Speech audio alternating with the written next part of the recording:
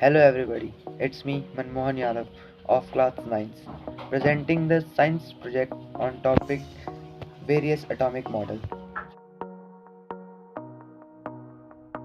The first model we are having Dalton's model, which was proposed by John Dalton. He was the first scientist to give the atomic theory in 1803. Now, the postulates of Dalton's atomic theory. First, all the forms of matter are made up of very small particles called atom. Second, atom cannot be further divided. Third, atom cannot be created nor be destroyed. Fourth, atom of a particular element are identical in all respects. Now, the drawbacks of Dalton's atomic theory. It does not account for the subatomic particles. It does not account for the isotopes and isobars. An element need not to be combined in simple and whole number ratio in the form of to form compound. That's why this model was failed. The second model we are having J.J. Thomson's model. So let's study about it.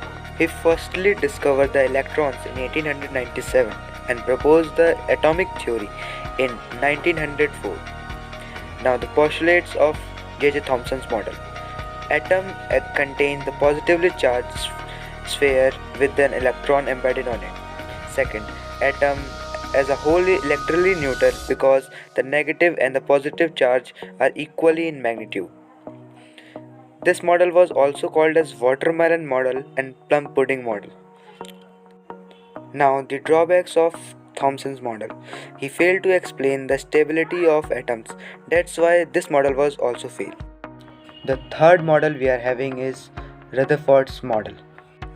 He gave the atomic theory in 1911 with the help of alpha scattering experiment. So let's see the alpha scattering experiment. Now apparatus. The alpha particle emitter, gold foil, detection screen and slits. The procedure. The alpha particle which is in the closed section of the emitter. The alpha particle starts emitting and pass through both the slits and penetrates the gold foil. The some atoms are deflected at wide angles. So let's see the path of the alpha particles. After striking from the nucleus, some are deflected at wide angles and some move back. Now the observations. Most of the alpha particles pass through the gold foil without suffering from and deflecting at their path. Some of the alpha particles were deflected through the wide angles, and very few out of 20,000 rays were back to their original path.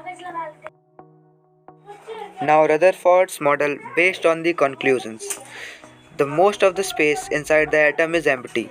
Second, some heavy and positively charged present inside the atom which is called nucleus. This heavy and positively charged body inside must be very small in volume.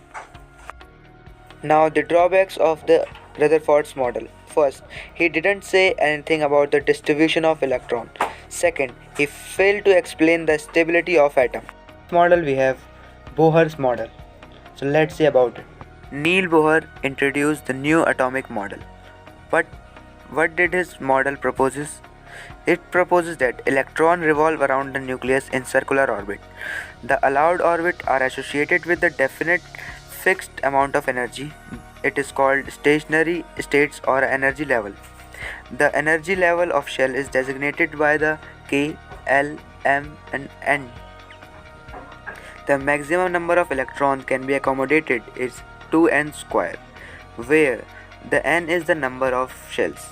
The K shell would have 2 electrons, the L shell would have 8 electrons, the M shell have 18 electrons and the N shell have 32 electrons, and so on.